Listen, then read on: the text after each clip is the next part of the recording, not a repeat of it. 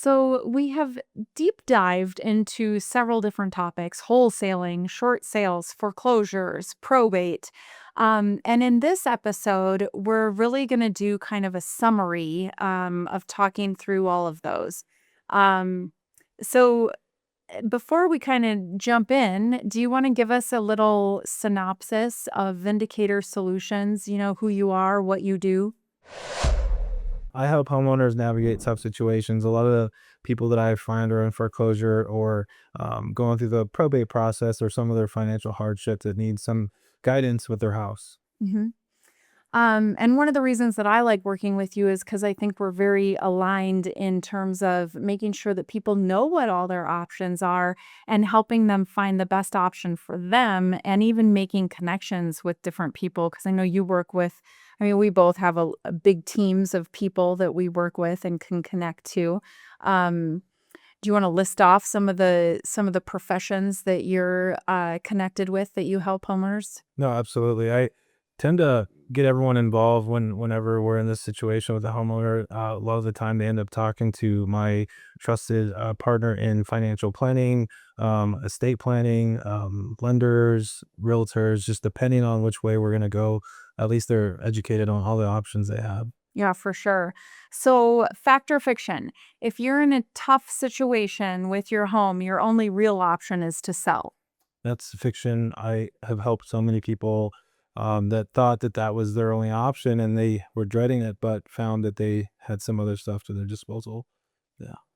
And so, give us some ideas of if somebody's in financial trouble and they don't want to sell, what are some of the options that they can move to?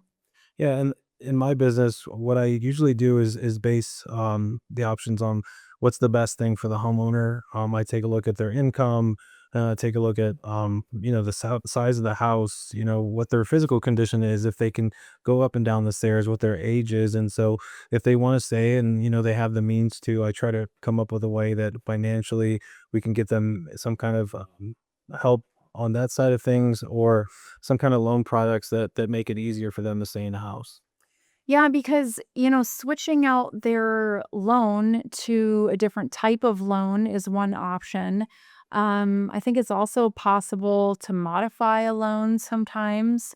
Um, what else? Oh, well, and you can buy time with forbearance. You can talk to your lender and get forbearance or deferrals. So yeah, I think it's a matter of researching what all options are available and then going from there, right? Correct. Yeah. So, what are the most common situations when homeowners are feeling stuck and in distress and kind of, trying to figure out if they are going to be, forced to sell? What are some of the situations that lead them to that? Yeah, I mean, the one that I can think of first is, when they fall behind and end up in on their way to foreclosure or in foreclosure. Other situations are when, divorce happens, then it seems to be that a lot of the time they got to decide to sell. Just that's what they think is their only option. Other times are through probate, somebody's passed and um, they don't know what to do with the property. So they think that that's their only option. Well, and another one too, because homeownership is a responsibility and it can come with some hefty costs. There are big ticket items on a house like sewers, roof, furnace, just to name a couple. And, if a homeowner finds themselves in a situation where they really need to do some updates or improvements to the house and they don't have the money saved up for it, that's another situation in which they're kind of feeling stuck. Yeah, no, I've been in some situations with homeowners that are in their later years and half the house doesn't have electricity because it's just outdated and they're living in the living room and not always does selling mean that you're losing your house. Sometimes you could just sell to buy a house that's more suitable for your current lifestyle. True, getting right sizing, right? It might be downsizing, upsizing, but right sizing for sure. And also, you bring up a good point with the people who are older. they might not be in a place that's really safe for them anymore, especially like if they're having trouble getting up and downstairs and they live in a two-story house. Like, might be better to get them into a ranch style house that's all on one level. I think that's the best way to go about it, right? So, And we've talked before about the benefits of a reverse mortgage. And I know reverse mortgages got a bad rap at some point. But can you talk a little bit about how reverse mortgages have gotten people out of trouble? yeah, in my experience, when people have the right demographic, they're of the right age, 62 and older, they've got the right equity. A lot of the time, family members are not able to assist them and help them pay their mortgage. Well, I think in that time, there's a product called the home equity conversion mortgage, the HECM, and that's how I usually present it because of the what you just said, that the reverse mortgage has a bad household name. Well, I get into that explanation of the HECM, and they say I love this thing, and never have to mention reverse mortgage, even if it is. But one thing that you should know is that if you do get a reverse, your heirs, if you when you pass, your heirs have 6 months to a year to decide if they want to refinance the house and keep it in the family, or if they've all decided they want to sell and that's what's best. That's good to know. Let's bust this myth.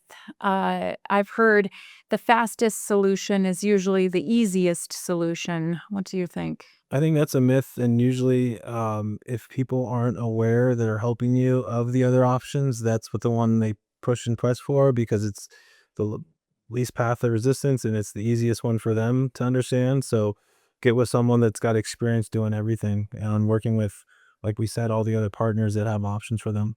Mhm. Well, and like we said, I mean, or you said earlier, the faster you want it done, sometimes the less money that you're going to make. So it was this idea of, cash for convenience.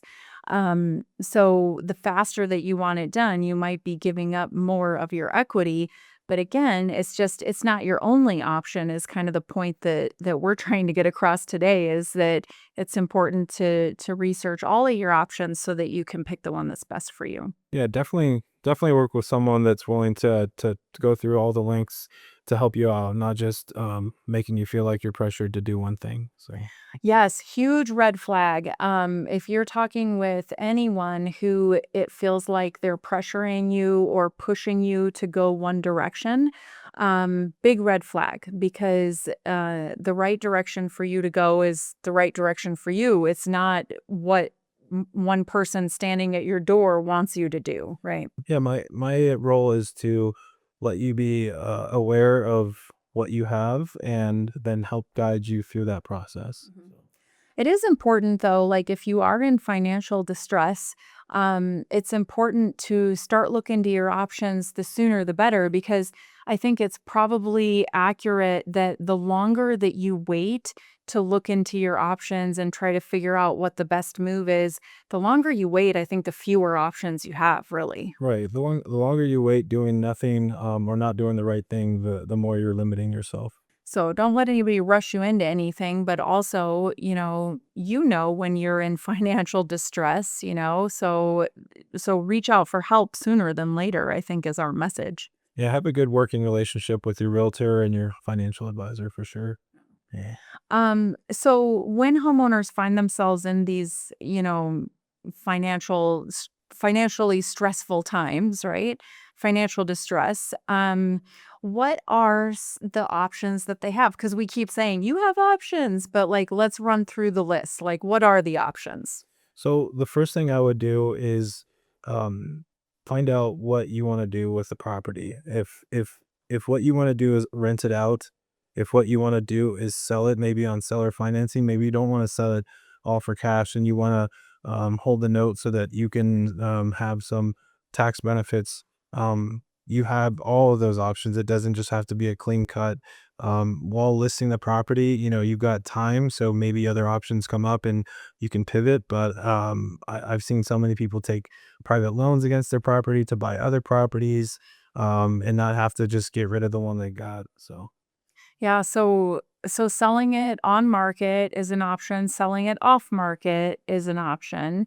Um, and either way, you could sell it to an investor or a flipper. We talked earlier about the loan modification stuff.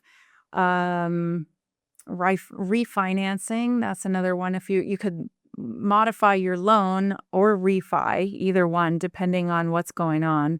Because in some situations, like if the foreclosure process has already started, like then you're really limited because you can't really refi. You were saying earlier, like most banks won't touch that. Hey, your equity's frozen at that point, unfortunately. But I have had someone also sell their house to an investor, then read back from them because they just didn't want to be on the hook for all the responsibilities anymore, and they liked the fact that they were going to get out of foreclosure. The investor was going to bring the cash to get them caught up and let them stay. And so that is another option. You don't always have to leave either if you sell your house. Well, and you could, think about options too, like house hacking, right? Yeah. Like, what if you're only short a few $100s, every month to make that payment? And maybe it's a short term problem that you have. I mean, if you've got an extra room that you could clear out and rent to somebody, I mean, I think easily you can get $800 a month for just a room rental. So getting creative, I think, is important. Yeah. Creativity usually comes through when solutions are needed, and I've definitely seen people rent out portions of their house, such as the basement, if they especially if they got a private entrance or different multiple rooms, just to help cover the mortgage. How do people know which option is right for them? Like what kind of advice do you give? We've got all these options for you. We know you're in financial distress. Like how do you help advise in terms of what might be right for them?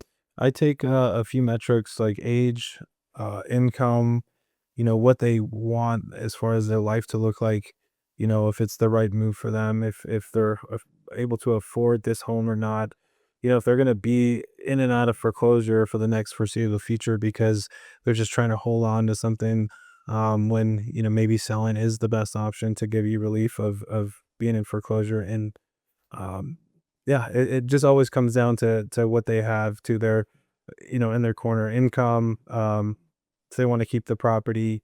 So tell us a little bit about your approach. Like when you first roll up on somebody's property and you already know that they are in a pickle. Yeah. How do you approach them?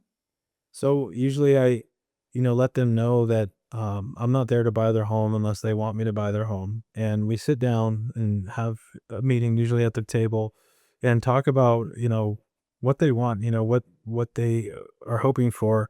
And if it's there, I do my very best to get them what they want. And I'm working with someone right now who she's in foreclosure, and cause she could barely look at me when she's talking to me because she's so ashamed. And I started digging into, well, tell me about your family. What do they have? Well, she says she has a mom. Her mom has a house that was nearly paid off, and she had to take out a loan against it because they needed the money. And so now her mom's having to make payments again in her 80s.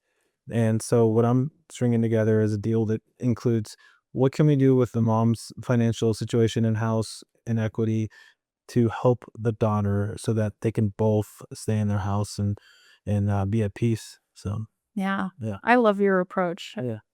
Um so I think